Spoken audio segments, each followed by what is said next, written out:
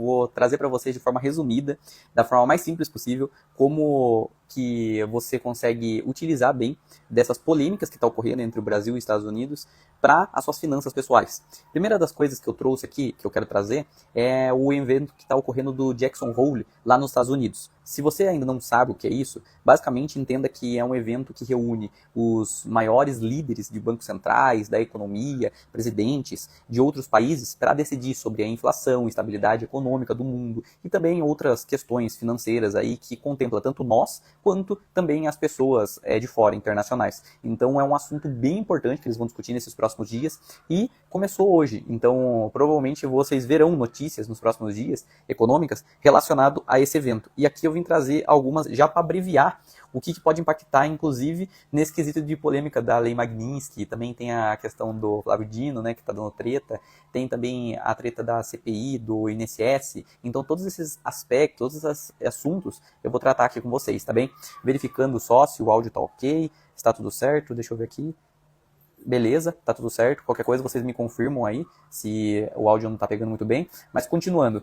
Primeira coisa que vocês têm que entender é que amanhã vai ter o discurso do Jeremy Powell, que basicamente é um discurso que ele vai poder dizer quanto que está a taxa de juros lá dos Estados Unidos. E para que isso me influencia, Guilherme, eu saber da taxa de juros lá dos Estados Unidos? Porque ela é a base das taxas de juros ao redor do mundo. E a taxa de juros, se você ainda não sabe, ela serve para conseguir controlar a inflação de uma determinada economia. Então, se a taxa de juros está muito alta, o que acontece? Quer dizer que eles estão tentando frear a inflação. O preço dos produtos e serviços estão muito altos e daí a taxa de juros fica alta para tentar controlar e cair a inflação. Porque, para você entender de forma mais simples possível como que funciona a taxa de juros, aqui dá para eu falar em menos de 30 segundos. Imagine que você vai comprar alguma coisa no mercado. Às vezes, para você comprar essa coisa no mercado, você utiliza do cartão de crédito, ou mesmo para comprar uma determinada coisa para sua casa.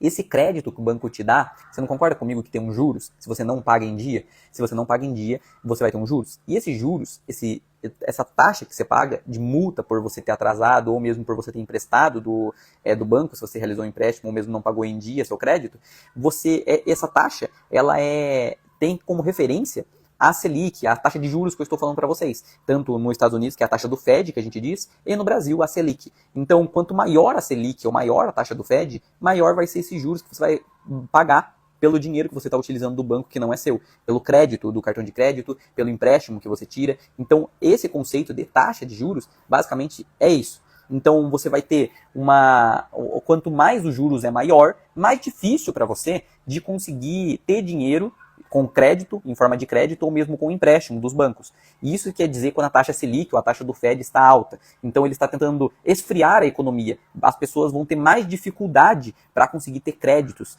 e para utilizar deles, porque a taxa de juros vai estar maior e não são todas que vão poder pagar essa taxa de juros, ou mesmo não são todas que vão receber esse dinheiro, esse crédito do banco, por conta da parte de inadimplência, de as pessoas não pagarem sempre em dia seus gastos, ou mesmo suas contas do banco. Então, o banco, quando a taxa de juros está muito alta, ele vai, às vezes, reduzindo o crédito das outras pessoas para com que não aumente muito o risco do banco por ele emprestar o dinheiro, né? Imagina você vai querer emprestar para uma pessoa que sempre paga certinho ou vai querer emprestar para uma pessoa que às vezes é caloteira? Obviamente você vai querer emprestar para uma pessoa que sempre paga certinho. E aquela pessoa que é caloteira, você vai colocar um juros maior. E quando você tiver que colocar um juros maior ainda, provavelmente você não vai querer pagar para aquela pessoa, você não vai querer emprestar para aquela pessoa caloteira. Por quê? Porque se você está pegando dinheiro, se você está pegando R$100 e está tendo que pagar 150 por pegar esse dinheiro, porque basicamente os bancos fazem isso, eles pegam também do sistema financeiro do Brasil, então se ele está pagando 150 para pegar aqueles R$100, você concorda comigo que ele vai emprestar para ganhar mais que 150?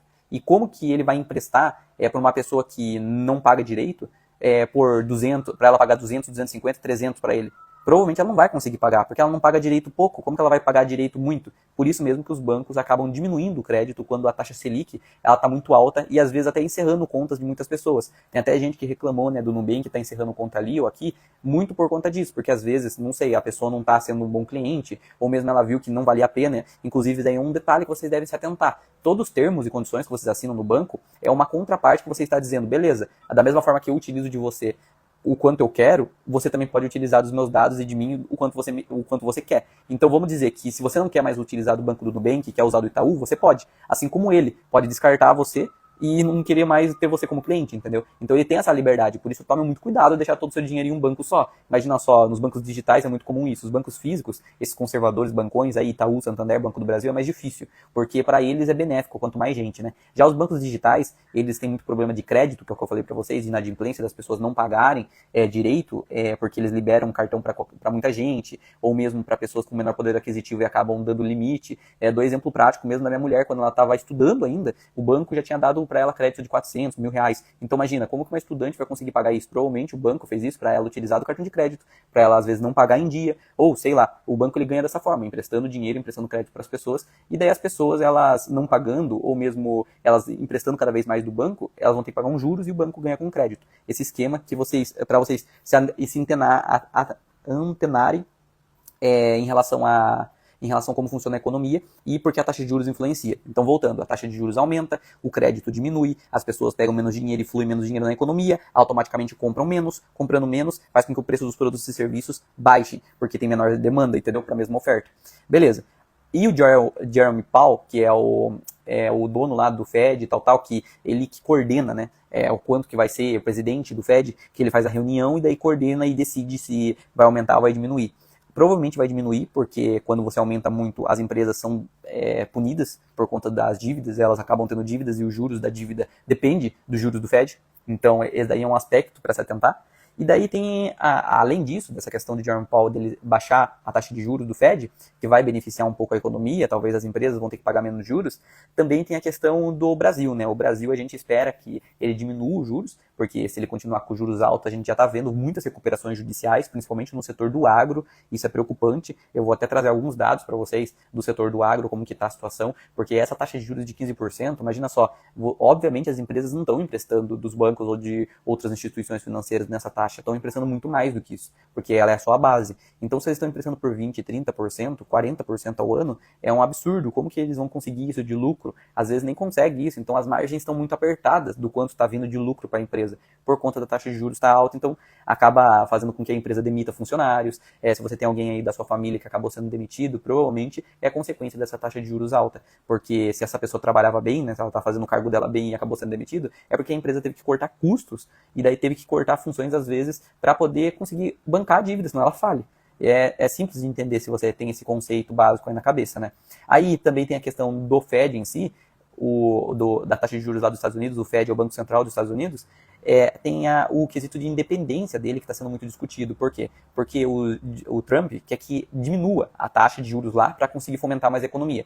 Porém, muita gente está discutindo essa questão de agora eles vão diminuir porque o Trump falou, ou o Trump está ameaçando o presidente do Banco Central dos Estados Unidos para poder reduzir a taxa de juros. Às vezes, não é necessariamente isso, né, que está ocorrendo, mas só por ter esse rumor no mercado faz com que a independência do Fed ela fique sendo questionada. E querendo ou não, o Fed, o Banco Central lá dos Estados Unidos, ele controla o dólar. E o dólar é a moeda internacional. Tanto o Brasil quanto vários outros países utilizam do dólar. Então imagina só, você saber que o presidente dos Estados Unidos pode controlar o dólar. É meio preocupante, entendeu? Fica com um risco muito maior para os Estados Unidos e por isso que também cai as ações de muitas empresas e a economia fica meio que volátil, sabe? Variando bastante. Já por conta disso. E daí a gente viu o que os investidores tirando o dinheiro da parte de tecnologia e indo mais para a parte de setores defensivos, como por exemplo empresas de valor. Empresas de valor quais a gente pode conhecer aí muitas, Dividend Kings e Dividend Aristocrats. O que seria Dividend Kings e Dividend Aristocrats? Explicando de forma simples, Dividend Aristocrats são aquelas que estão aumentando a distribuição dos seus lucros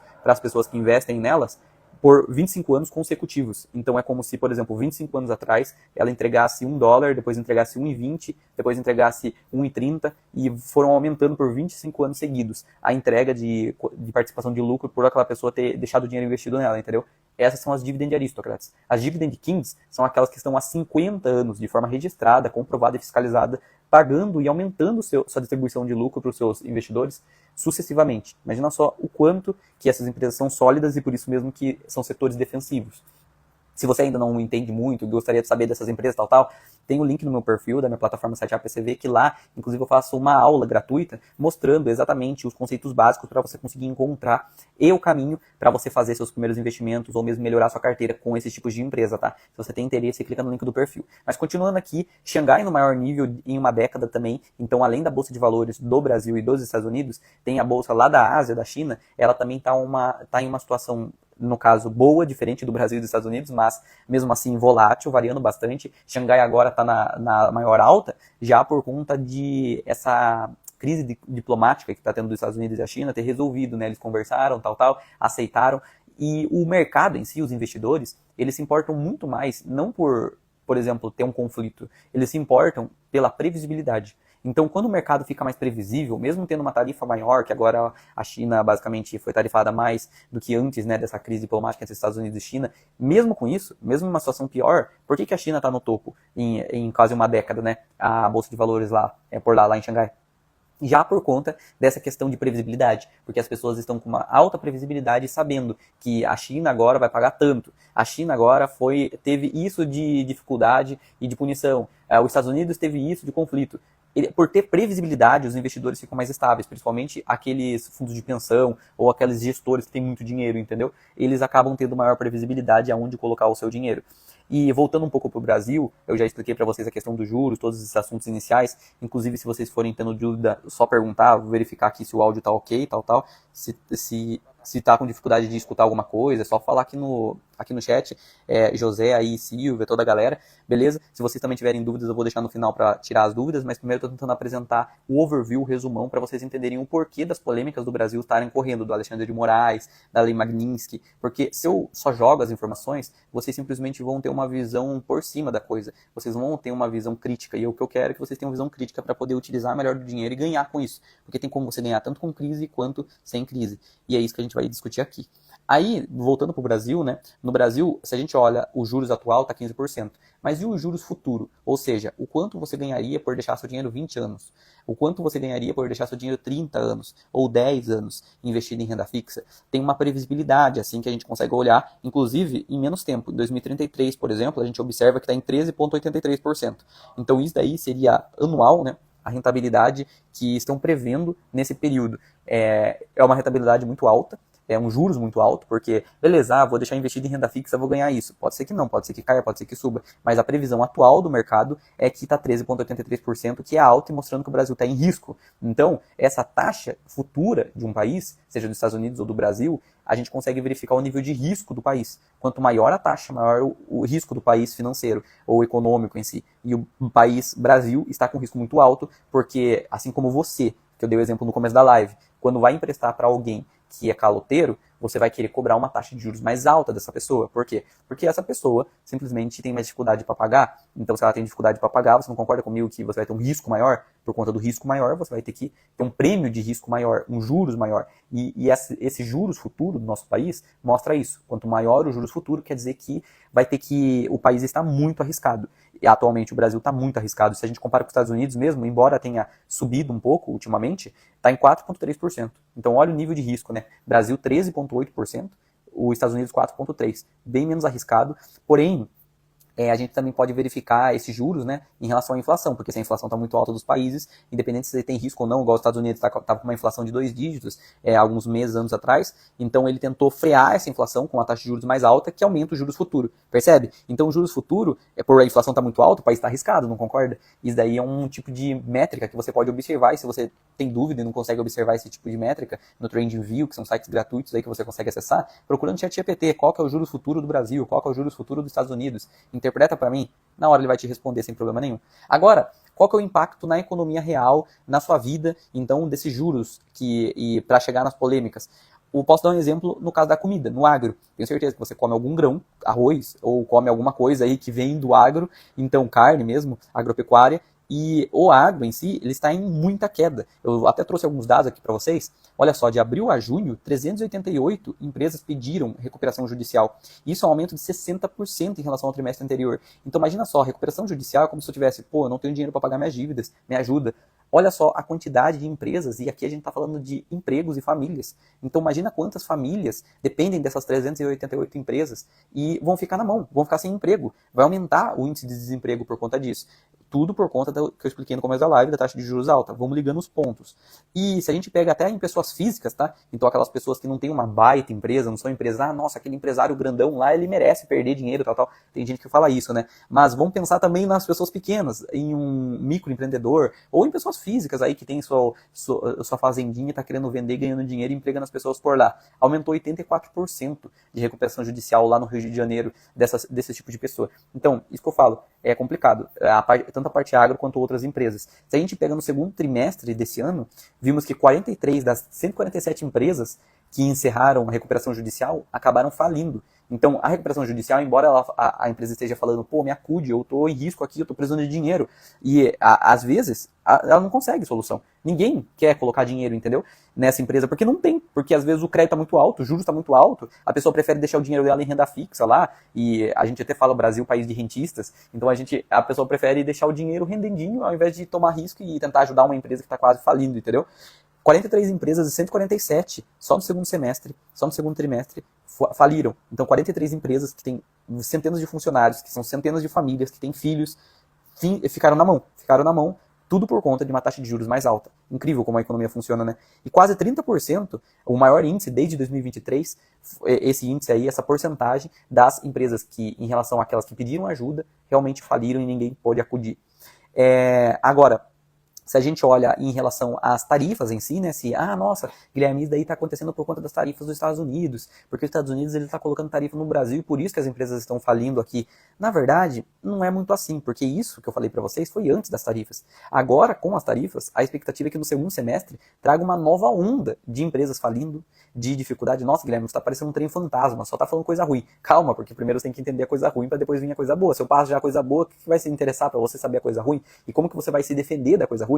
Você só vai fazer aquilo de forma cega, igual o jogo de aposta, né? Você pode olhar aí que jogo de aposta sempre colocar, não, você vai ganhar tanto. Tal pessoa colocou 1.000 e saiu com 100.000. Você vai colocar 10 e vai já receber 1.000. Eles botam uma coisa boa primeiro, por quê? Porque eles querem que você jogue e querem te larapear, né? Agora, quando você vê a parte ruim e depois a parte boa, você tem um senso crítico. E você olha, não, como que eu protejo meu dinheiro para depois multiplicar? A primeira coisa que você tem que pensar quando você recebe seu dinheiro tão suado, das 8 horas que você trabalha durante 5 dias por semana, às vezes 6, essa escala 6 por 1 aí, tal, enfim, se você trabalha todos os dias, 8 horas por dia, tempo de transporte, metrô, às vezes tem que passar por dificuldade no trânsito, aí se você mora em cidade grande, todo esse esforço seu, pensa isso, todo esse esforço é para você ganhar um dinheiro, para você viver, custear a sua vida, e o pouco que sobra, você vai fazer o quê? Você vai jogar em aposta? Você vai... A primeira coisa que você tem que pensar é proteger seu dinheiro, porque é o valor que você está dando para o seu tempo, entendeu? Para o seu suor. Então, proteger seu dinheiro é a primeira coisa que você faz. Em seguida, você multiplica. Como você multiplica? Com investimentos e com sabedoria. E aqui, nessa live, a gente está tentando tratar tanto a parte de proteção contra essas crises e polêmicas que estão ocorrendo, tanto do taxa de juros alta, tarifa, quanto também a parte de multiplicação de capital, que é a parte de investimentos, beleza? Então, voltando para o foco nosso. Com toda essa questão de tarifa aí do Brasil, a gente pode esperar, sim, que embora antes da tarifa o Brasil já estivesse em frangalhos, vá continuar em frangalhos. Esse é o trem fantasma. E além disso, chegando às polêmicas que eu sei que vocês querem escutar aí, tanto do João, do Carlos, galera aí que está acompanhando desde o início, eu acredito que vocês querem saber primeiro daquela do INSS, daquela polêmica de mais de 6 bilhões de reais que foram tirados praticamente dos velhinhos, né, coitados, que eles não tinham noção de que estava saindo um desconto da aposentadoria deles, porque às vezes, sei lá, o sindicato falava, não, eu tô tirando isso para te dar tal coisa, para entregar tal qualidade, para entregar tal serviço, e às vezes o velhinho, a pessoa que está aposentada, nem sabia que poderia utilizar daquele benefício, nem usava daquele serviço. Ou seja, tá larapiando, né? Larapiando pessoa que precisa, infelizmente. E tá ocorrendo uma CPMI, que basicamente é uma reunião dos políticos lá, para eles poderem resolver essa questão do INSS, essa treta que tá dando. O Carlos Viana vai presidir, e o Alfredo Gaspar vai relatar. Inclusive, o Carlos Viana, ele mudou, né? Porque o Carlos Viana é de direita, tava um cara mais de outra frente para presidir essa treta do INSS, para presidir essa discussão, né? Essa resolução para poder punir as pessoas responsáveis. E agora mudou para esse cara de direita aí, do Carlos Viana. Então, vamos ver se vai ter conflito de interesse, se não vai. E são 180 dias aí para apurar os descontos indevidos, que somam 6,3 bilhões, como eu falei para vocês, segundo o PF e CGU. Embora já exista uma MP de 1306/2025 que vai ressarcir as vítimas em 3,3 bilhões, Mesmo assim, tem vários, da onde vai sair esse dinheiro, né? Será que eles vão ressarcir do nosso dinheiro de imposto que a gente paga? Seja você empresário, seja você CLT, seja você o que for. Você paga imposto sobre o consumo, você paga imposto sobre o seu salário, você paga imposto de renda, você paga imposto sobre o seu imóvel, você paga imposto sobre o seu veículo. A gente vê aí diversos tipos de impostos que você paga e esse dinheiro provavelmente vai ser usado para ressarcir as vítimas que as pessoas que você paga com o seu imposto fizeram cagada, entendeu? É loucura isso, mas é esse o Brasil. Então, eu não acho tão justo isso, não sei vocês, coloquem nos comentários. Eu acho melhor tentar punir essas pessoas e tirar das pessoas que fizeram, são responsáveis, os 6 bilhões, né? E não dos impostos em si, que todos os brasileiros aí estão se esforçando para pagar. É como se você estivesse punindo a vítima, entendeu? É meio que isso que está acontecendo. E a oposição quer ampla convocação. O governo diz que terá maioria e que a comissão não será palco. Então tem toda essa discussão aí, vamos ver qual que vai ser o resultado da CPMI, tem 180 dias para sair a resposta. Espero que o responsável possa ser punido e também ser responsabilizado por todo esse custo, né? Eu não sei se vão achar o dinheiro, às vezes colocaram até em criptomoeda para não ter lastro, então, sei lá. No fim, quem comanda a CPI do INSS, qual que é o prazo? No fim é o Carlos Viana que vai presidir, aliado mais com a direita, como eu falei, e o Alfredo Gaspar que relata prazo de 180 dias. Agora tem a questão também do Moraes, que é o assunto, o último que eu vou tratar aqui com vocês para não ficar muito longa a live. O assunto do Alexandre de Moraes, eu até tem risco nessa live não ter tanto alcance por quando eu estar falando o nome dele aqui. Mas, como eu sou totalmente transparente, aqui eu tento trazer o máximo de informações para vocês da forma mais democrática e mais sustentável possível, vou mostrar para vocês o que afeta de forma real na sua economia essa treta do Moraes com os Estados Unidos, com o Trump.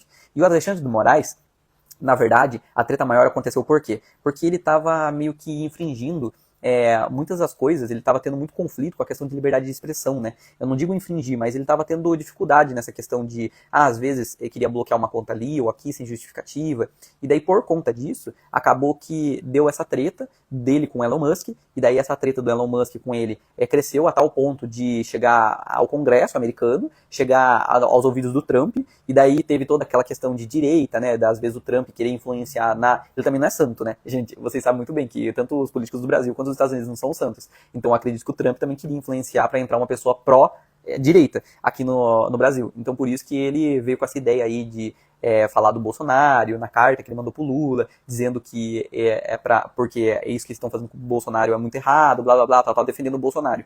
O que deu dificuldade na interpretação da carta, porque ele falou da questão da economia, que na verdade ele estava querendo ter uma discussão diplomática com o Brasil e dar uma taxa de 50% sobre os produtos que entrarem nos Estados Unidos brasileiros, já pela questão econômica, mas ao mesmo tempo na carta ele fala muito mais da questão política e de liberdade de expressão. Aí fica essa ambiguidade de interpretação que, ao meu ver, eu acho que é muito mais também influência política, que ele quer influenciar aqui na política do nosso país, mas também na questão econômica e de democrática. Ele não quer que o Brasil saia de um país democrático e vire um país ditatorial, ou sei lá.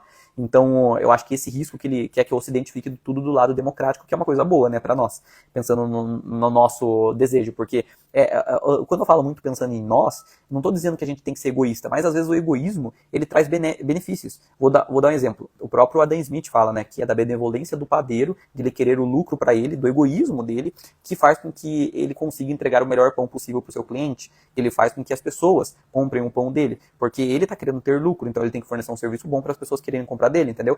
Quando a gente está nesse mundo democrático de trocas voluntárias, é muito isso. Você às vezes sendo egoísta mesmo, você pensando, pô, o que pode me beneficiar, você acaba beneficiando o outro. É igual você, quando você quer colocar uma luz na frente da sua casa, você vai colocar essa luz, às vezes seu vizinho também precisa. E o que vai acontecer? Com a própria luz da sua casa, você vai iluminar a casa do vizinho e deixando ela também mais clara, tal, para ele. Então perceba que você focando em você, você consegue ajudar o próximo. E o dinheiro ele serve exatamente para essas três coisas. Ele serve ou para ajudar o próximo, ou para segurança, ou para tranquilidade e conforto. Sempre você vai conseguir utilizar o dinheiro dessas três formas. Ele é só um meio para você conquistar elas.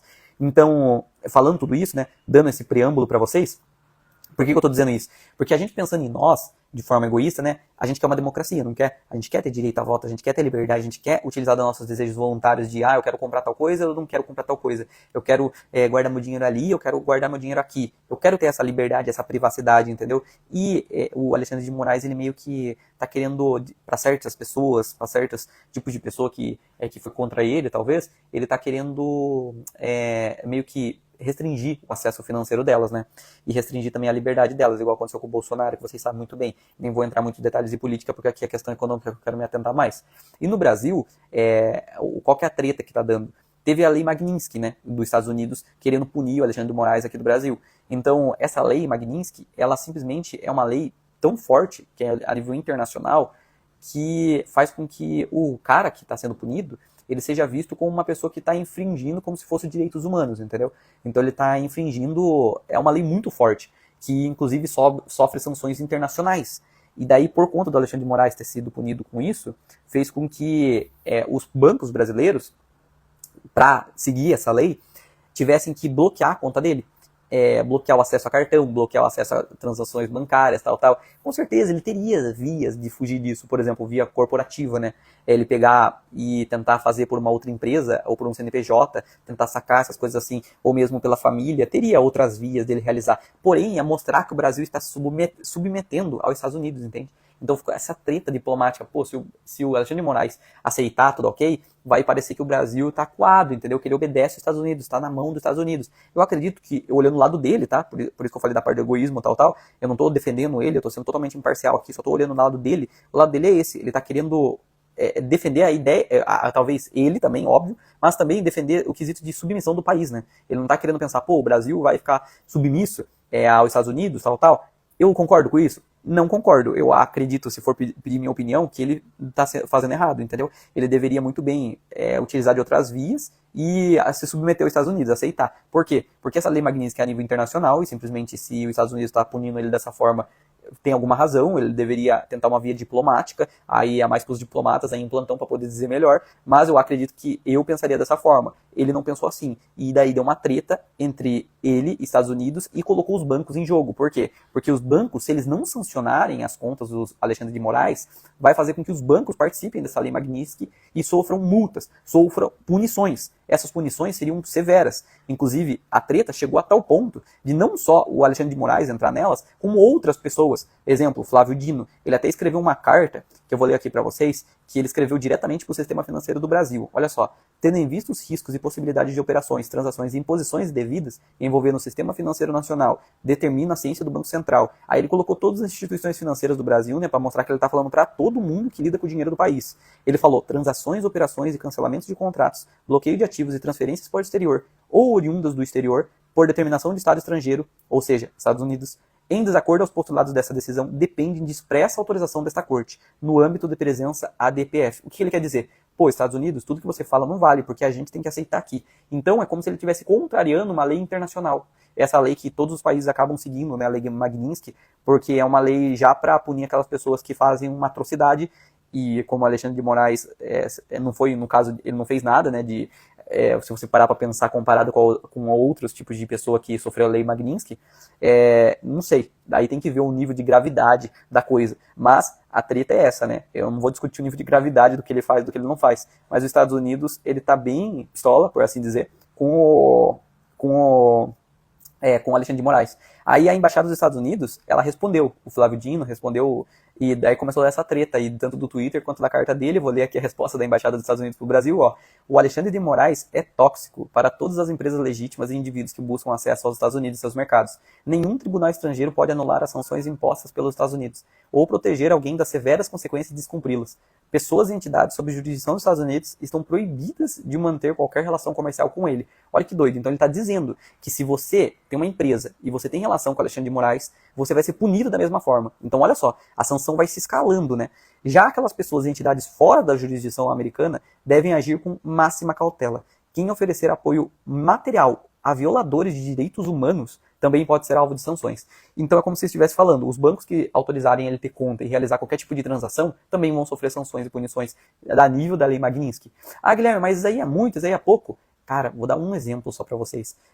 Os bancos sofrerem, o exemplo de 2023, né, teve o British American Tobacco, que foi um banco que sofreu uma multa dos Estados Unidos, né, por eles descumprirem determinadas regras lá, foi de 503 milhões. Então, 508 milhões de dólares. E de dólares a gente pode escalar em bilhões, né, de reais. Então, olha o quanto seria esse custo por conta dessa multa aí, entendeu? E enquanto no caso da Seagate Technologic, ela também foi multada por 300 milhões de dólares. Então todos esses daí sim sofreram multas milionárias, que no Brasil já seriam bilionárias, que afeta muito os bancos. Inclusive, a gente pode ver, eu já vou até trazer alguns dados para vocês dos bancos brasileiros, do quanto eles já foram impactados. São cerca de bilhões de reais que os bancos perderam. Tudo por conta dessa possível sanção que eles possam tomar. Inclusive, não só isso, né? Não só em dinheiro, porque você pode pensar, pô, os bancos têm dinheiro demais, Guilherme. Eles vão conseguir muito bem pagar essas contas aí, tal.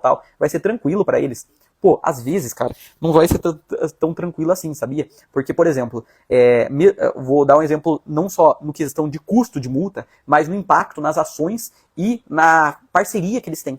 Por quê? Vamos supor, o Itaú. Você acha mesmo que o Itaú não tem nenhuma parceria com nenhum banco lá fora? Ele tem. Porque para ele poder realizar certos tipos de transação, ou mesmo alguns tipos de sistemas, de serviços, ele utiliza parceria com outros bancos de fora que são especializados. Não tem por que ele comprar, ele realizar todos os tipos de serviço, entendeu? Ele ter vários bancos pelo mundo todo, não. Às vezes ele faz parceria com um banco de fora, e daí esse banco de fora realiza esse serviço para ele, terceirizado, porque esse banco de fora é especialista nisso, entendeu? Ele vai tendo parcerias. E se ele é sancionado, ele não vai só sofrer uma multa, ele vai ser sancionado das relações que ele tem com outros bancos. Porque se o outro banco, pensa bem, beleza, eu não vou acatar, eu vou ser a favor do Alexandre de Moraes. O Banco do Brasil fala. Aí o banco parceiro lá fora, ele vai falar, caramba, se eu for parceiro desse banco aqui no Brasil, eu também vou ser sancionado. Os bancos americanos, os bancos internacionais, vão ficar com medo de ser sancionados também pela lei Magnitsky.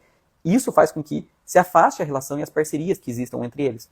Por isso mesmo que eles vão perder certos tipos de serviço, alguns bancos brasileiros. Isso estou pensando nas consequências mais severas, tá, pessoal? Não estou dizendo que vai acontecer. Mas se não tiver uma boa conversa diplomática, é isso que pode ocorrer. Transferências, às vezes os bancos brasileiros vão ter que montar e se especializar em serviços que antes eles não realizavam para poder não dar problema para os seus clientes.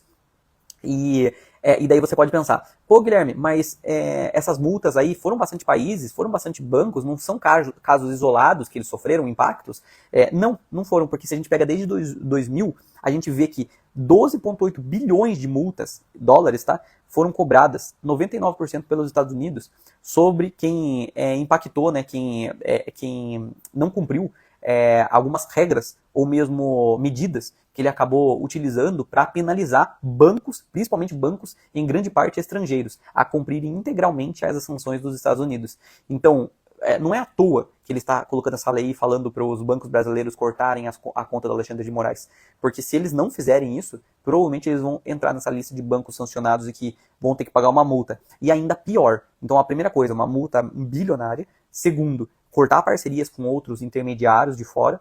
Também tem a questão terceira, que é o quê? O SWIFT. Porque o SWIFT em si, se você pega o que é o SWIFT, né? Ele é um sistema que você realiza transações internacionais entre fronteiras, ou mesmo exportações e importações. Então o grosso da nossa economia depende do SWIFT, porque a gente exporta muito para o mundo, a gente alimenta o mundo. Então toda essa exportação nossa, todas essas empresas que exportam, elas dependem do sistema SWIFT. E esse sistema SWIFT, ele é majoritariamente dominado pelo dólar. Porque se a gente observa até pelo próprio site do SWIFT, vocês conseguem ter esses dados recentes, tá?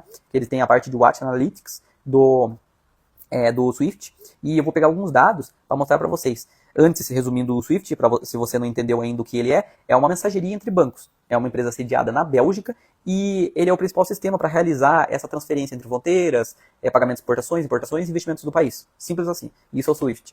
E o dólar, em questão principal, né, se a gente olha a participação global de pagamentos por dinheiro do SWIFT, a gente vê que o dólar representa 47,19%, enquanto que o euro 23,87% e a libra esterlina 7,59%. Se vamos lá para baixo, pensando, nossa, e o yuan chinês, Guilherme? O Brasil pode muito bem comercializar pelo yuan chinês, tal.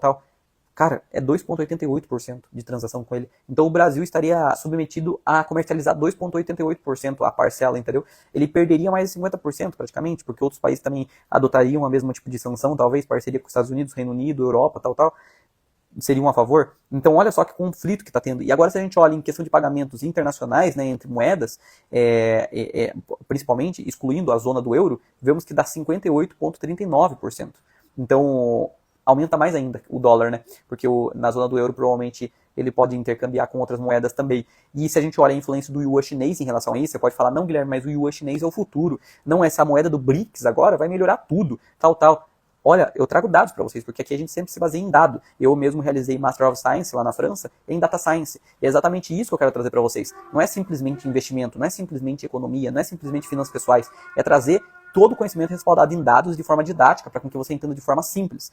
Se você, inclusive, tem dificuldade em aprender a investir, ou mesmo conseguir realizar seus primeiros investimentos, ou evoluir na parte de finanças pessoais, né, conseguir organizar melhor suas finanças, tem minha plataforma 7APCV no link da minha bio que você pode talvez se interessar. Confere lá, tem uma aula gratuita que você vai conseguir aprender muito.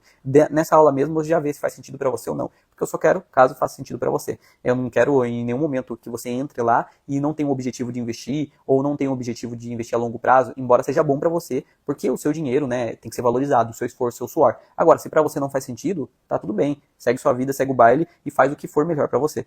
Aí o yuan chinês, então, voltando pro yuan chinês, a questão do yuan chinês, qual que é, nos próximos anos, qual que é a expectativa dele se tornar forte ou mesmo passar o dólar? Olha, zero.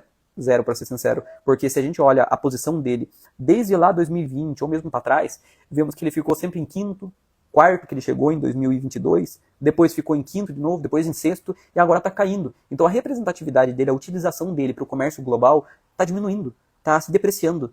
Chegou a 2,88% em junho agora. Então o pico dele foi lá na época de junho de 2024. 2,74% foi o maior, que ele estava em quarto lugar ainda. Agora ele está caindo cada vez mais. Por quê? Porque o dólar é superior, né, pessoal? O yuan chinês tem uma ditadura. Então as pessoas, o presidente de lá pode muito bem produzir a moeda que ele quiser, pode intervir na economia, pode caçar seu dinheiro, sei lá, pode desvalidar seu dinheiro, porque ele tem poder de tudo. Então por que você vai querer ter dinheiro em um lugar desse? Isso quer segurança jurídica. E os Estados Unidos, felizmente ou infelizmente, tem maior liberdade econômica e a gente depende do dólar, entendeu?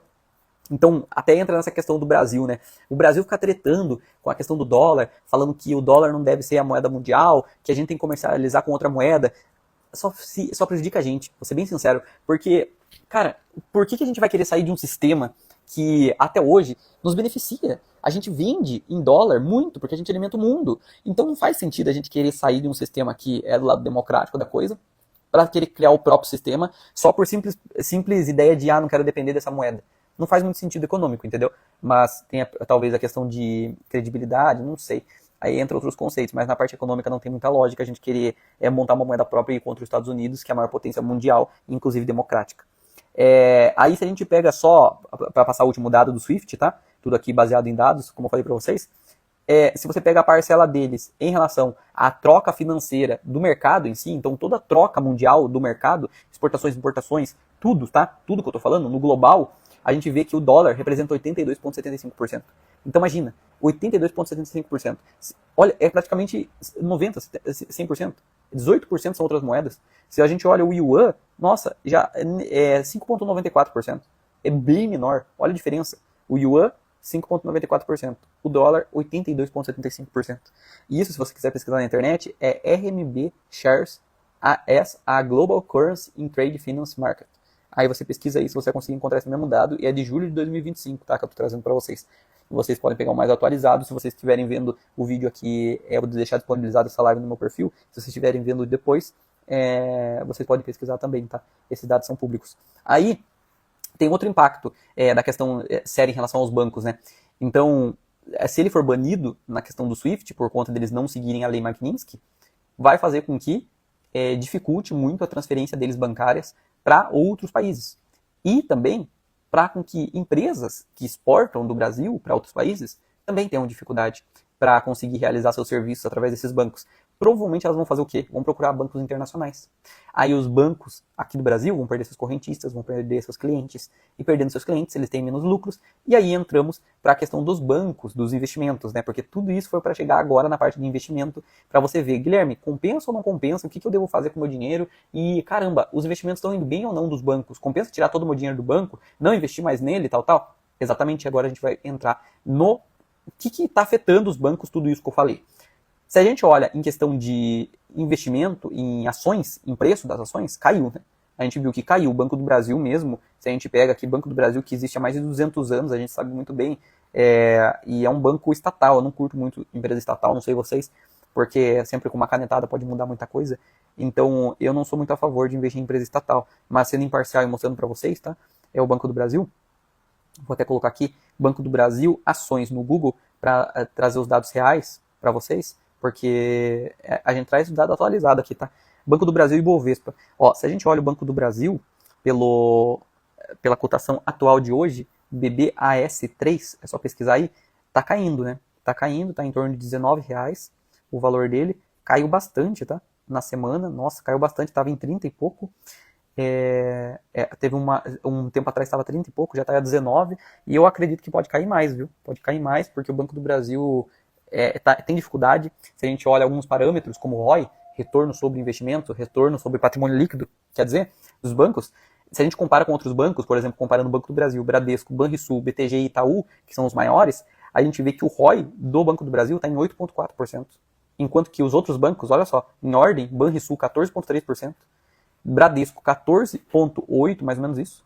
Itaú 21,3% e BTG 26%. BTG top aí no ROI, hein? No retorno sobre o patrimônio líquido. Por isso que eu tô falando, isso daí é uma métrica que você tem que observar quando for investir. Eu, particularmente, gosto muito de investir em empresas que têm o ROI de 2 dígitos ou mais. Porque, para mim, não compensa investir em empresas que têm ROI de menos de 2 dígitos. Só se outros parâmetros fundamentalistas estão muito melhores. Ah, Guilherme, como que eu consigo observar esses ROIs? Entrando no Status Invest, entrando no invest.com, entrando em diversos sites aí gratuitos, você consegue encontrar o ROI de empresas. E dos bancos em si, que é o contexto aqui, eles, mesmo com esse conflito aí, com essa ideia de, o que eu faço? Eu aceito a Lei Magnitsky e sou punido pela legislação brasileira, porque o STF vai me punir, né, provavelmente vai pagar muita multa, ou não obedeço a Lei Magnitsky e sou punido internacionalmente, perco meu serviço nas parcerias internacionais ou mesmo acesso ao SWIFT. Olha, se fosse para escolher um dos botões, os dois botões são ruins, né? Eu escolheria a multa brasileira, sei lá. Essa seria a minha opinião, né? Porque é menos pior, é ruim, mas é menos pior do que ser punido pela Lei Magnitsky. Do que fazer parte, né, virar como cúmplice na questão de ser sancionado da Lei Magnitsky. Mas quem vai decidir não sou eu. Essa é só a minha visão, minha humilde visão. E por conta dessa treta aí dos bancos, a gente viu que teve um grande impacto, embora o ROI deles não seja afetado, né, nesse quesito ainda, porque o ROI que eu estou mostrando para vocês são de dados de junho de 2025. Então, são dados aí que não passaram ainda por esse período que eu acabei de falar, de todas essas polêmicas do Brasil. Agora, se a gente pega o índice de Basileia desses bancos, que isso aí é interessante a gente saber em momentos de crise, principalmente, porque esse índice de Basileia, se você ainda não sabe, é simplesmente o índice de captação do banco. O quanto de capital um banco tem relacionado aos seus ativos, ponderados pelo risco. Então, o índice de Basileia é como se o banco, para ele te dar crédito, ele precisa ter um dinheiro lá, não concorda? Ele não pode simplesmente falar, não, pode usar R$100 no cartão de crédito. Eu vou criar um banco, vou dar R$100 para você, tá bom. Não, tem que ter algum dinheiro lá para respaldar. Porque se eu falo para você que você pode usar R$100 e do nada eu não tenho esse dinheiro, se você querer sacar do meu banco eu não tenho esse dinheiro, como que vai fazer? Vai dar problema, né? Porque você não vai conseguir sacar seu dinheiro. Então você tem que ter um dinheiro base lá. Esse índice de Basileia que mede isso. O quanto de capital você tem para sustentar determinado tipo de saque do seu banco, ou mesmo operações que sejam necessárias. E quanto maior esse índice, melhor. Ou seja, quanto mais dinheiro você tem lá imobilizado ou no seu capital para você conseguir disponibilizar para os seus correntistas, para as pessoas seus clientes, é melhor, entendeu?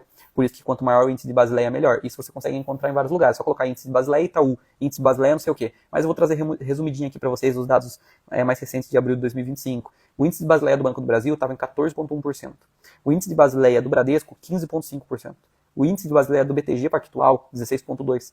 O índice de Basileia de Banrisul, 16,2%. E o melhor de todos, o do Itaú, 16,5%.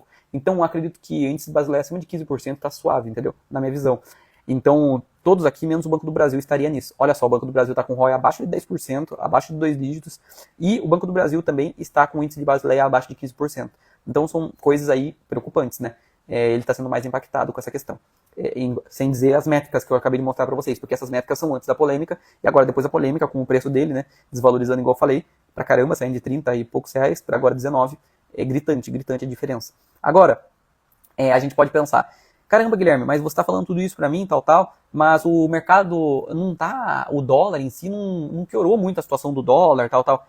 Olha, vou dizer para vocês, pegando o valor agora do dólar, tá? O dólar não foi muito afetado mesmo, porque ele saiu de 5,41 e agora está em 5,50 por aí. Tipo, ele subiu um pouco, mas não subiu o quanto é a gravidade do negócio. Por quê? Porque provavelmente as pessoas estão imaginando que não vai escalar isso. As pessoas, os investidores, os grandes fundos, tanto internacionais quanto brasileiros, estão imaginando que o Brasil vai conseguir resolver de forma diplomática essa situação. Não sei se ele vai conseguir realmente fazer isso, tá? Mas, na minha visão, eu acho que a gente já tem que começar a se proteger. Porque, olha, se fosse para colocar em porcentagem, acredito que o Brasil tem uns 40% de chance de resolver de forma diplomática. Os outros 60% Mas eu posso estar errado, tá? Eu posso estar errado. Porque do jeito que está indo as coisas, a rixa política que está tendo, porque está envolvendo muita política o negócio, eu acho que o Brasil, pode ser que os bancos sejam punidos, sim, pela lei Magnitsky. Espero que não, tá? Espero que não. Mas se eles forem realmente, provavelmente o dólar vai se valorizar muito. Porque o risco Brasil vai ficar grande. Sem dizer, pelo que o Flávio Dino também falou, tá? Palavras dele. Olha o que ele chegou a falar. A decisão do Flávio Dino, que obriga os bancos a consultar o Supremo Tribunal Federal antes de bloquear qualquer ativo ou conta do brasileiro determinada por estrangeiros, não é a única alternativa do arsenal dos ministros. Olha isso, do arsenal dos ministros. É como se tivesse uma guerra, entendeu, econômica do Brasil e Estados Unidos para responder à ofensiva do Donald Trump sobre o STF. Nos últimos dias, os integrantes da corte vinham dizendo a interlocutores que poderiam bloquear os bloqueios. Então, olha só, os Estados Unidos quer bloquear e o Brasil quer bloquear o bloqueio dos Estados Unidos. Olha a treta. Proibindo que os bancos brasileiros cumprissem as ordens estrangeiras. Exatamente como foi feito agora. Caso a ofensiva, a parte mais importante agora, caso a ofensiva escale, porém, os ministros já discutiram uma resposta mais grave. Bloquear ativos ou contas de empresas americanas com interesse no Brasil. Olha isso. O nível de insegurança jurídica que a gente vai ter. Você acha que alguma empresa vai querer vir para o Brasil? A gente vai afastar os investimentos exterior para o Brasil. Isso vai fazer com que o dólar se valorize muito. Por quê? Porque a demanda pelo real vai diminuir drasticamente se isso acontecer. Drasticamente. Vai para cima de R$6. Escute o que eu estou falando para vocês. Nos próximos anos, óbvio que vai para cima de R$6, porque a nossa economia não cresce igual a dos Estados Unidos. Mas estou falando no médio prazo e curto prazo. Vai para cima de R$6 o dólar. Se realmente ocorrer isso, tá? Essa insegurança jurídica de bloquear a conta de empresa estrangeira aqui no Brasil. Que loucura, que loucura. Isso aí é uma loucura se ocorrer isso. Pra mim é uma insanidade, tá? Porque tá sendo uma das maiores, eu digo a maior, tá? Da história, crise diplomática da história entre Brasil e Estados Unidos. Porque tá tendo muito conflito entre os dois. Não tá sendo legal, espero que isso melhore, tá? Melhore tanto pra nós quanto pra todo mundo, porque não é bom pra ninguém tá tendo essa treta. A melhor coisa é voltar à globalização como era, todos os países aí em paz e comercializando entre eles, cada um especialista em uma coisa e tá ótimo, vendendo pelo preço de mercado aí. Agora, se a gente pensa hoje, a gente está vivendo uma desglobalização. Vocês já escutaram esse conceito? Mas o conceito de os países tentarem se especializar, fazer tudo no próprio país. Embora eles não sejam tão bons para isso. Porque, por exemplo, a gente vê a Índia, parte de telemarketing na Índia, muito bom. A gente vê a China, parte de tecnologia ou parte industrial mesmo, muito boa. Brasil, parte agro, muito boa. Estados Unidos, parte de tecnologia, parte de software, muito boa. Europa, parte de SaaS, tal, a própria SAP, tal, empresa assim, muito boa. Então, o que acontece? Cada país fica especialista em uma coisa. Agora, se você ficar querendo focar tudo no seu país e seu país fazer tudo, eu não sei se a eficiência do nosso mundo em si vai ser a mesma. Tem até investimentos que você pode verificar isso, investimentos ETFs, né, que acabam investindo no mundo todo. Um dos ETFs, que eu não sei se vocês já escutaram a falar, o ETF, aqui ó, que eu coloco, o ETF World. Se você pesquisa aqui, você vai conseguir achar alguns ETFs que envolvem o mundo todo. E tem ETFs até, inclusive, que conseguem se envolver não só no mundo, mas no mundo menos Estados Unidos, no mundo. E tem muitos aí que você consegue encontrar. É só você colocar, não vou dar nenhum aqui em partes, porque senão vai parecer que eu estou recomendando, né? Mas alguns que eu posso falar, por exemplo, um dos ETFs que a gente consegue encontrar no próprio Estados Unidos, tem o URTH, que é o eShares MSCI World ETF, que tem lá nos Estados Unidos, mas nada que é recomendação, tá, pessoal? Tem o IWDA também, que é outro que se envolve no mundo todo. Então, esses ETFs dá pra gente conseguir observar se o mundo está crescendo ou não. Se a gente olha desde 2012, a gente viu que saiu de $50 para 170, uma multiplicação de mais de 3 vezes, o que mostra que o mundo cresceu. Porém, nos próximos anos, talvez seja um crescimento menos, em uma taxa menor, por conta dessa desglobalização que eu estou falando, por conta de o mundo, ele está se afastando e tentando se especializar 100% só naquele país, e às vezes a gente não é tão especialista assim. Se, por exemplo, a gente tentasse fazer de tudo, a gente não seria tão bom em agro, entendeu? Daí tem toda essa discussão. E, enfim, voltando para a questão do dólar e do real, para finalizar a live aqui para vocês, eu acredito que o dólar vai se valorizar, então é melhor você já ir se preocupando com isso.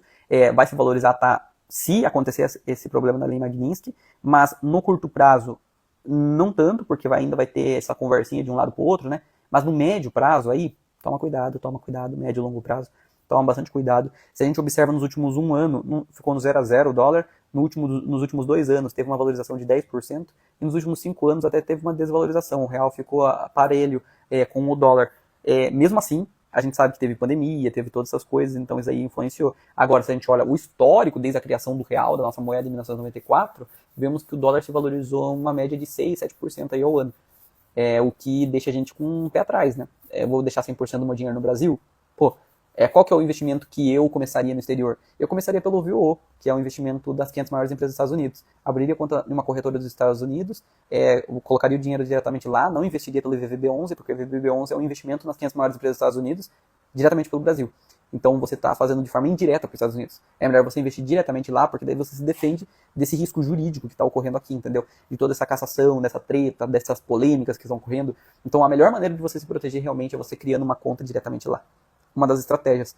Eu utilizo da Avenue Securities, Banco Inter, conta global, também tem a Interactive Brokers, tem muitas aí que você pode utilizar. A Interactive Brokers é a mais completa, a Avenue Securities é totalmente em português, mas também sediada lá, tudo bem. Tem parceria com o Itaú, aí tem que ver, né, certinho.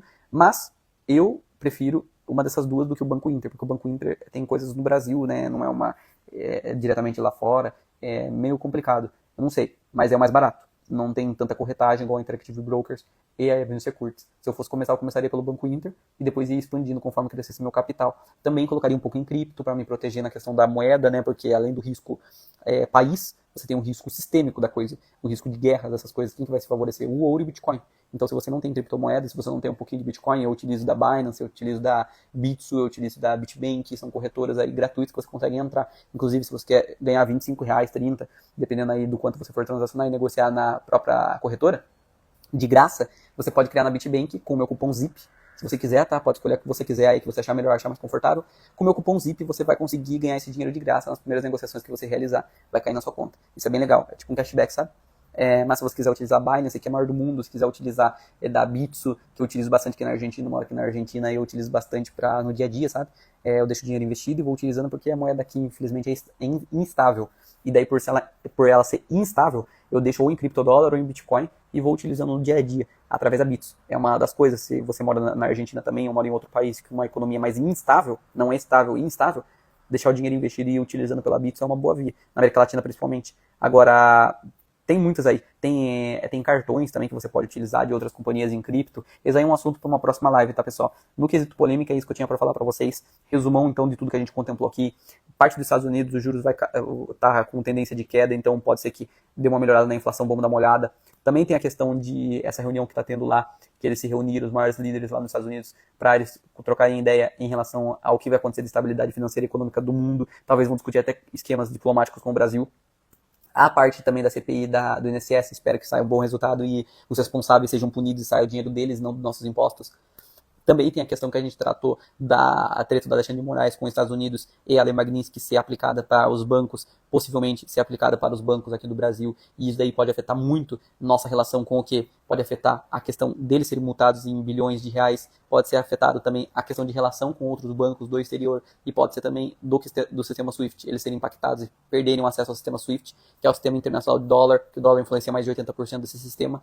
E, por fim, tem a questão da nossa moeda poder ser enfraquecida por conta dessa treta aí, dessa insegurança jurídica que o próprio Flávio Dino falou, que se escalar por palavra dele mesmo, se escalar, ele vai poder, talvez, retalhar, bloqueando contas estrangeiras do nosso país, contas estrangeiras de empresas que estão aqui no nosso país e vão vir menos empresas, o cliente, que somos nós, vamos utilizar de menos produtos e serviços com melhor qualidade, e isso é ruim, né? Vamos ter uma pior qualidade nas coisas, igual aconteceu com a Venezuela, igual aconteceu com Cuba, igual aconteceu com vários aí países que têm insegurança jurídica. Quer dizer que o Brasil vai virar isso? Não sei, só o tempo dirá, o tempo é a mãe de todas as coisas. E eu só estou tentando passar os dados e os fatos aqui para vocês e como se proteger. O que eu faria? Investiria sempre, todo mês. Investiria principalmente em dólar e criptomoedas, aumentaria minha exposição nisso. Aumentaria muito, não muito mais do que aquilo que eu pré-estabeleci, porque você tem que ter uma estratégia. A estratégia minha é ter mais de 60%, 70% no exterior. Porque se você olha estudos acadêmicos aí já comprovam que você tem que ter princípio de Pareto, 70% exterior, 30% Brasil, ou o país de origem que você tiver. Por exemplo, mora nos Estados Unidos, 30% nos Estados Unidos, 70% exterior. Mais ou menos essa é a melhor lógica, tá? 60-40, 70-30. E daí se eu tenho mais do que isso lá fora, eu não vou ter. Eu não vou ficar investindo igual louco lá fora. Agora, se eu não tenho isso ainda, se eu estou longe do meu limite, estou longe do meu máximo, eu investiria mais lá fora. Investiria através de ETFs, começando por isso, depois rates, ações. Investiria dessa forma, de forma diversificada principalmente. Um ETF que eu posso passar para vocês estudarem é o VO, ou o IVV, ou sei lá, qual que você queira investir, mas são as 500 maiores empresas dos Estados Unidos. Também tem a questão do Bitcoin, já falei para vocês. Enfim, é isso, o resumo da ópera é esse. Se vocês tiverem alguma dúvida, deixa aí, deixa nos comentários, seja o que for, eu vou respondendo conforme vai chegando as dúvidas, tá bem? Muito obrigado pela atenção, pessoal.